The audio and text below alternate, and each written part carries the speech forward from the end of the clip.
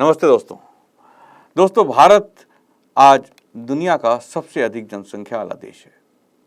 इस जनसंख्या को लेकर हमारे देश में विभिन्न मंचों पर अलग अलग प्रकार की चर्चाएं होती हैं।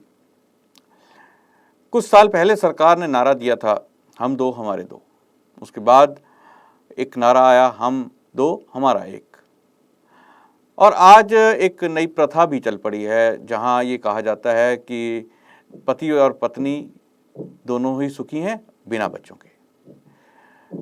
वहीं कहा जाता है जो नारों में कि छोटा परिवार सुखी परिवार। इस तरह के बहुत सारे सरकारी नारे या कहें कि लोग हमारे देश में बात करते हैं, लेकिन इसका परिणाम क्या होगा? क्या वास्तव में छोटा परिवार एक सुखी परिवार होता है, या उसके बहुत सारे दुष्परिणाम भी हैं?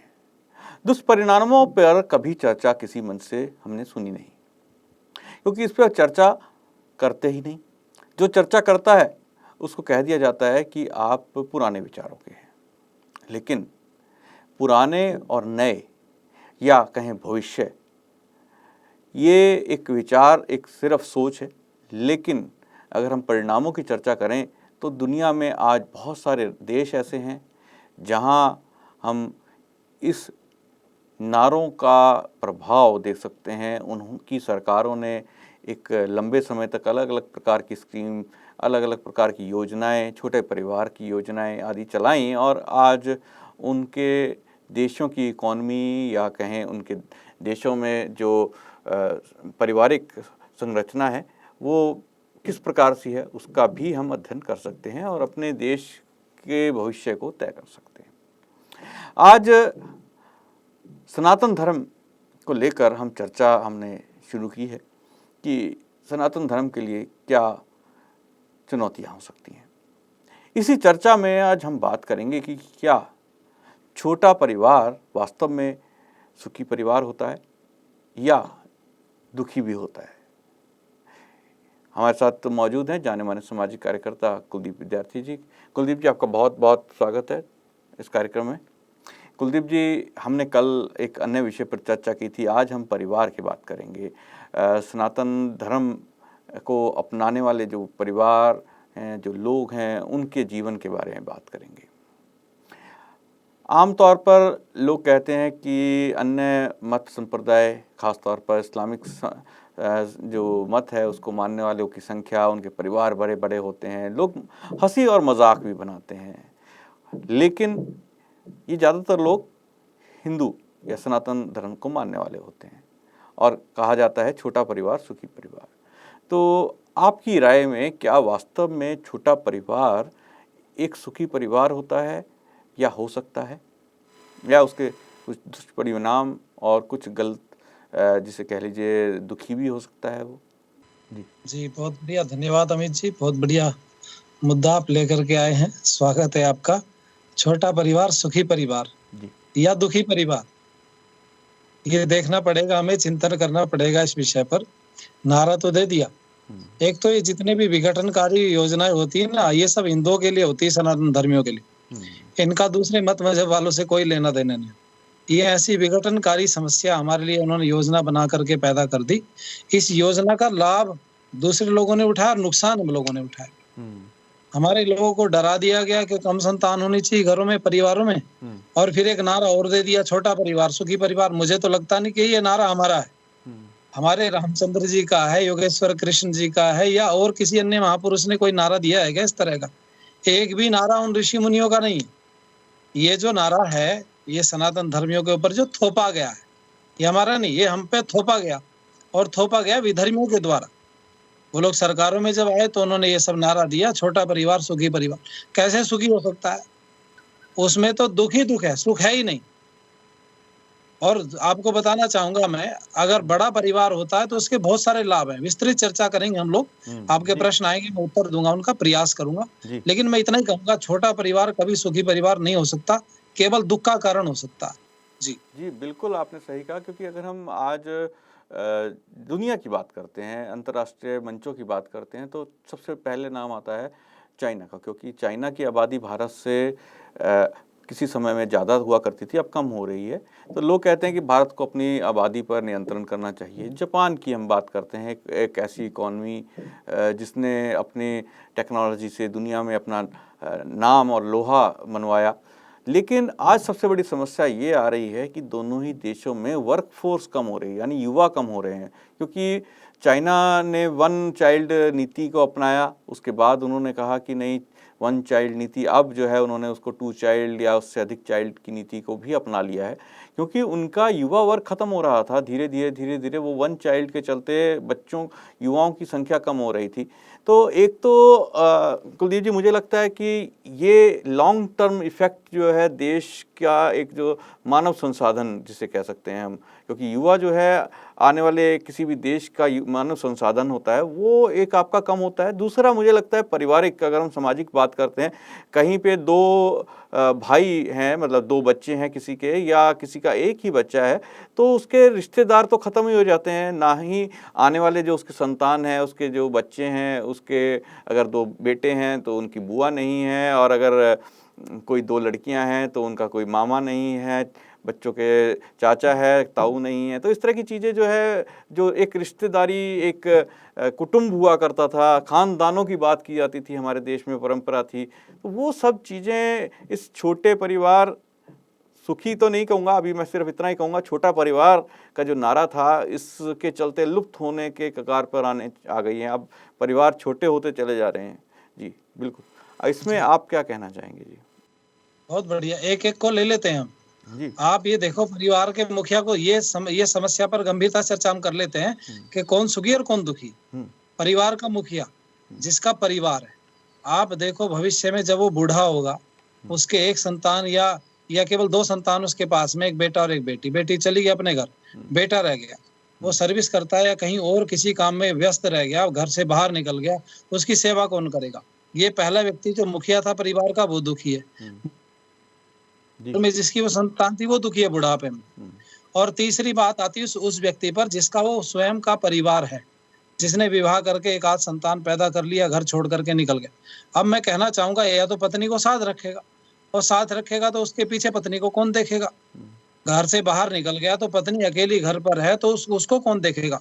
कोई दिक्कत परेशानी है तो कौन दवाई दिलवा करके लाएगा? ऐसी मजबूरी में वो भी दुखी है। तीसरा, वो स्त्री जो अपने आप को सुखी मान रही थी कि मेरा परिवार अलग हो जाएगा, मैं अलग रहूंगी, या मेरा छोटा परिवार होगा तो मैं सुखी रहूंगी, उस स्त्री से मैं पूछना चाहूंगा, जब बच्चे तुम्हारे स्कूल जाएंगे तो तुम मायके जाना होगा या कहीं और आपको आवश्यकता पड़ेगी कहीं जाने की, तो कब जाओगे? कितने दिन में जा पाओगे? शनिवार की शाम को जाओगे, रविवार की शाम को वापस आ जाओगे, सब कुछ धूमिल हो गया। मुझे लगता है कि सुख नाम की कोई चीज नहीं है। किसी भी एंगल से अगर हम देखेंगे तो छोटा परिवार सुखी परिवार नहीं हो सकता। आपने बहुत बढ़िया बात कही।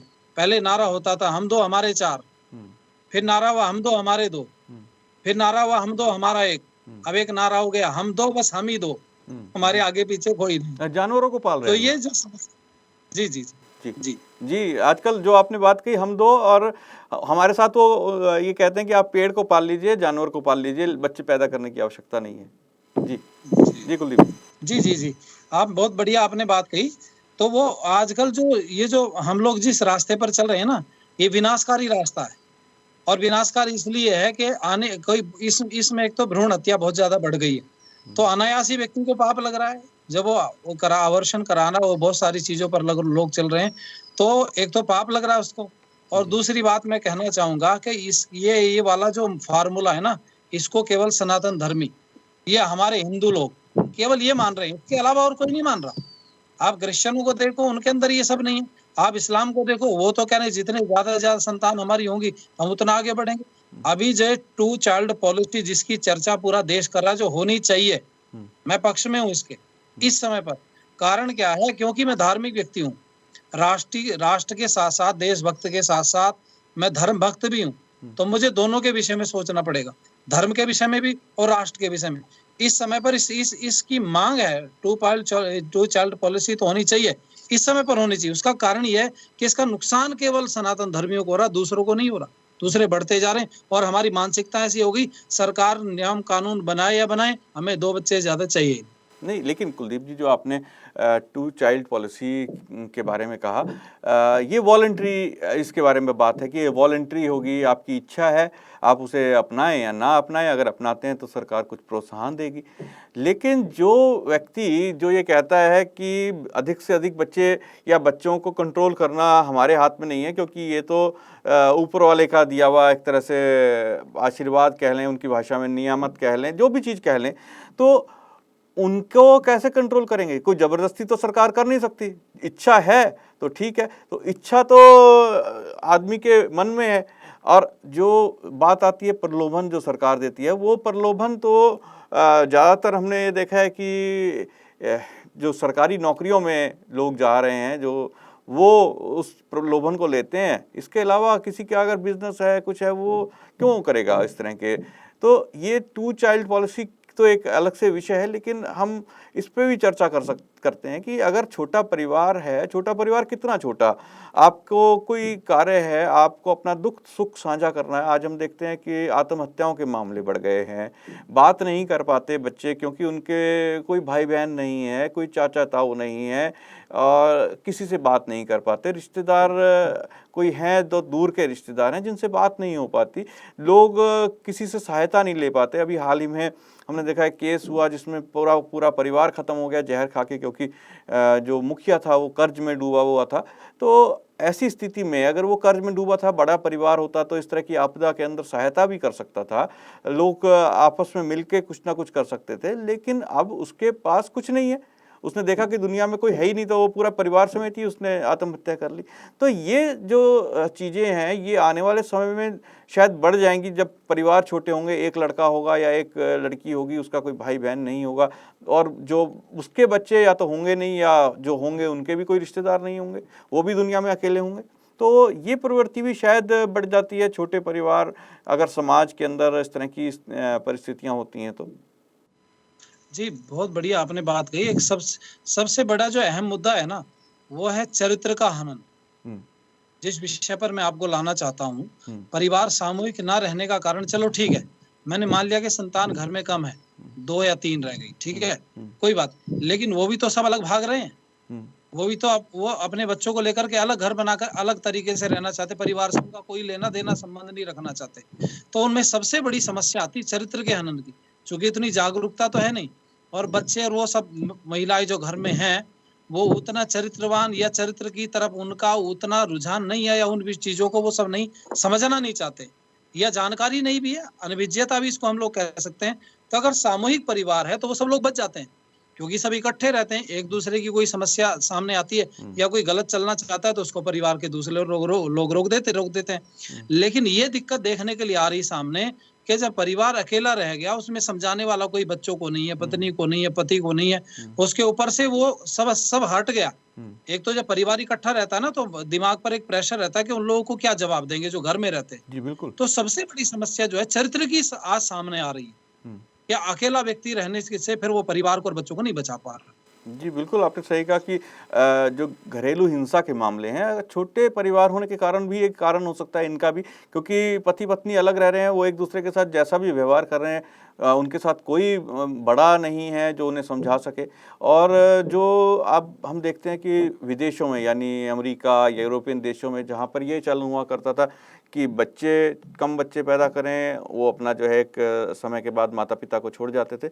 अगर छोटा परिवार होता है तो एक समस्या ये भी रहती है कुलदीप जी, जो मुझे लगता है कि लावारिस आदमी हो जाता है। जब ज़िंदगी में बच्चे नहीं हैं, अगर कहीं पत्नी भी उसकी नहीं रही, माता पिता पहले ही चले गए, भाई बहन उसके थे ही नहीं, क्योंकि उसके माता पिता ने उसके अलावा एक बच्चा और नहीं किया, या और बच्चे नहीं थे, भाई बहन नहीं थे, तो एक समय, एक ज़िंदगी का वो पड़ाव भी आता है जब वो व्यक्ति अकेला रह जाता है। बहुत सारी ऐसी घटनाएं देखने को मिली है कि बंद कमरों में लाशें मिलती हैं। ये ख़ास तौर पर पहले विदेशों में, अमेरिका, कनाडा, इस तरह के जो देश जहाँ पर छोटे परिवारों का या दूसरी तरह की संस्कृति का चलन था वहाँ था, लेकिन अब भारत के बड़े शहरों में भी इस तरह के चलन मिलते हैं कि बंद पड़े मकानों में जो है लावारिस लाश मिलती है बुज़ुर्गों की।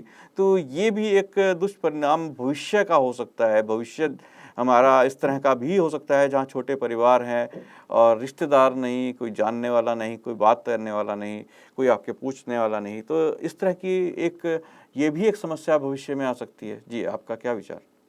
जी, जी, बहुत बढ़िया आपने कही है बात। ये अभी हमारे देश में जो था संबंध विच्छेद का नहीं उतना ज़्यादा प्रचलन था, जिसको तलाक बोल रहे हैं। संबंध विच्छेद इतनी तेज़ी से होता जा रहा है, उसका सबसे बड़ा कारण यही है, क्योंकि घर में है नहीं और बड़े लोग समझाने वाले नहीं, जो आपने बात कही है, और फिर उन पे बोझ भी कोई नहीं, उनको लगता भी नहीं, कोई इनको डर भी नहीं। जब सब इकट्ठे परिवार में घर में रहते थे ना, तो घर से आवाज़ कमरे से बाहर नहीं आती थी। लड़ने की आवाज़ अगर लड़ता भी था तो व्यक्ति धीरे-धीरे लड़ता था, अपनी बात कह लेता। लेकिन आज ये सब समस्याएँ तेज़ी के साथ में बढ़ रही। कोई समझाने वाला है नहीं, परिवार में सँभालने वाला है नहीं, और पीछे से कोई देख-रेख करने वाला नहीं, और वो दोनों अलग अपने तरीके से अपने जीवन को जी रहे थे। ज़रा-ज़रा सी बात पर बात बढ़ जाती है, कोई छोटा होने को तैयार नहीं, कोई झुकने को तैयार नहीं, इसलिए समस्या पैदा हो रही हैं और परिवार बड़ी तेज़ी से विघटित हो रहे हैं।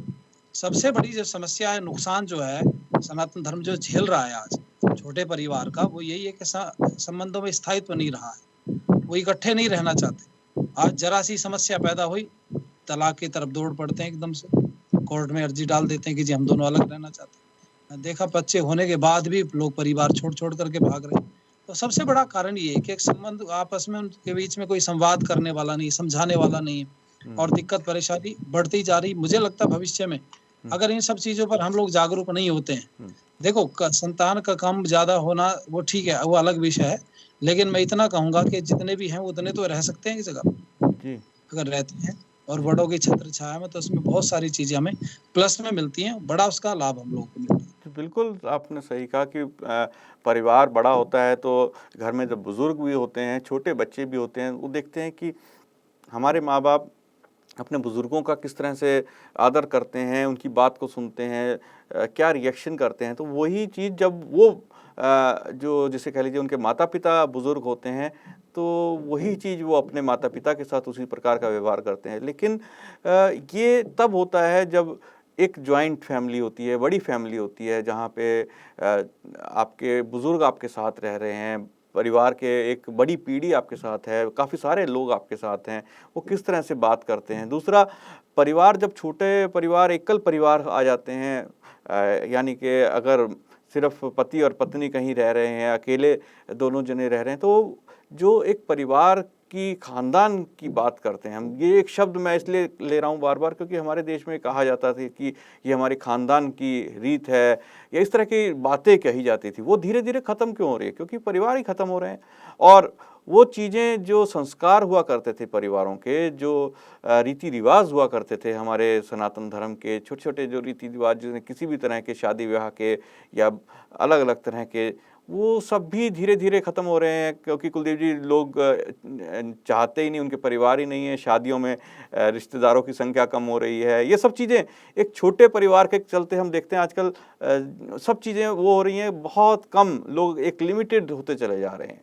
जी, वो तो सारी चीज़ें खत्म होंगी, रिश्तेदारी खत्म हो जाएगी, व्यवहार खत्म हो जाएगा, परिवार खत्म। अभी पिछले दिनों एक बच्चे को हमने देखा, तो वो अपने पिताजी के साथ में जो संवाद वो कर रहा था, तो उसमें गालियों का प्रयोग कर रहा था। तो मैंने पूछा उत्सुकतावश, उनके परिवार के लोग जब मिले, मैंने कहा भाई क्या कारण है? तो उन्होंने कहा माहौल ऐसा है, आस-पास में कोई रहता नहीं, और ये वो काम करने चला जाता है व्यक्ति, जो बच्चे हैं वो गली में खेलने के लिए जाते हैं। तो जिनके पास खेलने जाते हैं वो उल्टी-सीधी बात उसको बता देते। अब घर में कोई व्यक्ति बड़ा संभालने वाला घर हो, कोई डाँटने वाला, कोई उनको कहने वाला कि भई ये ऐसी भाषा क्यों बोल रहे हो? कहाँ से सीखी?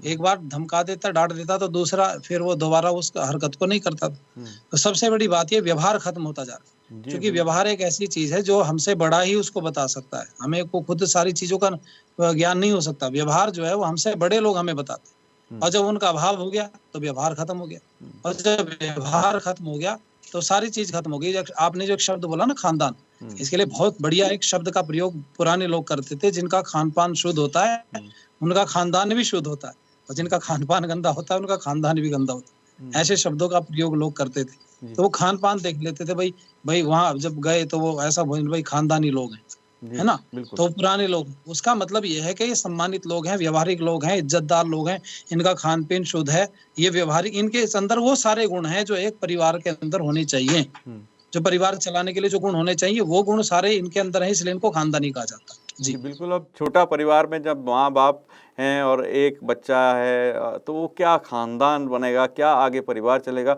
और हम देखते हैं भारत में तो कृषि प्रधान देश था, यहाँ पर परिवार थे, जॉइंट फैमिलीज़ हुआ करती थी, बच्चे ज़्यादा थे, कृषि में हाथ बटाते थे अपने माँ-बाप का, तो वो सब चल रहा था। अब बच्चे कम होते चले जा रहे हैं और ज़मीनें जो हैं उन संप्रदाय के लोग आज कब्जा कर रहे हैं, या कह लें कि वही लोग खरीद रहे हैं, वही लोग खेती-बाड़ी कर रहे हैं, जिनके पास अधिक संतानें हैं और जिनके पास जो मॉडर्न होके 1 या 2 संतान पे आ गए, वो ज़मीनों को सँभाल नहीं पा रहे, क्योंकि या तो बच्चे बाहर चले गए या कुछ है, कुछ भी रीज़न्स हैं। अब वो ज़मीनें खाली हैं तो वो बेचने पे मजबूर हैं उन लोगों को जिनके पास अधिक संख्या में बच्चे हैं। तो ये भी एक भविष्य में जो है सनातन धर्म के लोगों के हाथ से एक चीज़ जा रही है, कम होती चली जा रही है। ये भी एक चुनौती बनती चली जा रही है। रिसोर्सेज़ एक समुदाय से दूसरे समुदायों में ट्रांसफ़र हो रहे हैं।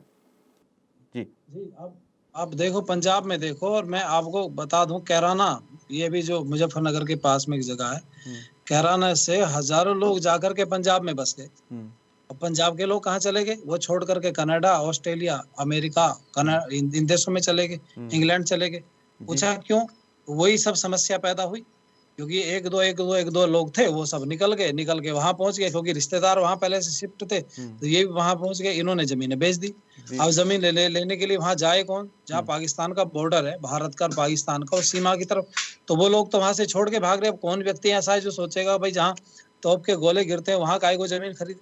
यहाँ से जाकर के हजारों लोग बस गए। पिछले दिनों मुझे एक व्यक्ति मिले ट्रेन में, मैंने पूछा भाई कौन हो, कहाँ, तो उन्होंने बताया कि मैं मुस्लिम हूँ, तो वो यही कैराना के आसपास के रहने वाले थे। मैंने पूछा तो उन्होंने कहा मैंने वहां पे 10 बीघा जमीन ली है। अब आप सोचो जरा, तो इन पे कब्जा किस चीज की इनका होगा। जमीनों के साथ साथ संसाधनों पर ये कल कारखाने आपके पास में है, और बहुत सारी चीजें जो बिना लोगों के नहीं चल सकते। आप देखो बहुत जगह पर आप जाके देखो कि वो काम करने वाले लोग कौन है, मिस्त्री कौन है। इन सब चीजों पर भी आपको ध्यान देना पड़ेगा। जब एक ही है तो वो काम मिस्त्री बनेगा क्या, नौकरी करेगा, या वो घर का काम संभालेगा, या फिर वो खेती बाड़ी करेगा, वो करेगा क्या। अब उनके यहाँ इतने सारे लोग हैं, वो सब अपना कोई काम, कोई किसी काम को, कोई किसी काम कर लेता है। और वो अगर एक दिन स्ट्राइक कर दें तो आपकी श्वास अटक जाएगी।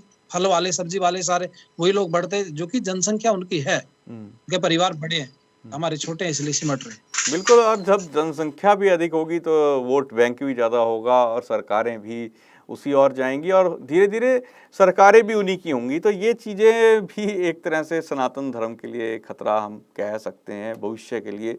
कुलदीप जी, आज हमने चर्चा की छोटा परिवार वास्तव में सुखी परिवार है या दुखी परिवार होता है। जहाँ कम बच्चे हैं तो क्या वो परिवार सुखी है, या जहाँ बच्चे अधिक हैं भविष्य में वो एक सुखी परिवार है, एक कुटुंब है।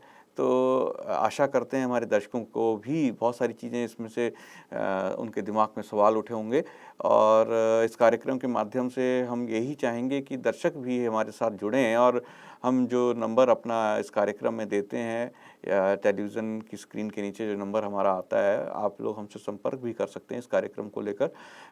कुलदीप जी, आज आप हमारे साथ इस विषय पर जुड़े, आपने अपने विचार रखे और आशा करते हैं हमारे दर्शकों को भी पसंद आए होंगे। कल फिर एक नए विषय इसी सीरीज़ को लेकर आगे बढ़ेंगे कि सनातन धर्म के लिए क्या चुनौतियां हैं, क्या क्या चुनौतियां हैं। तो आपसे कल फिर मुलाकात होगी। आज मुझे आज्ञा दीजिए। कुलदीप जी, आपका भी बहुत बहुत धन्यवाद। नमस्ते।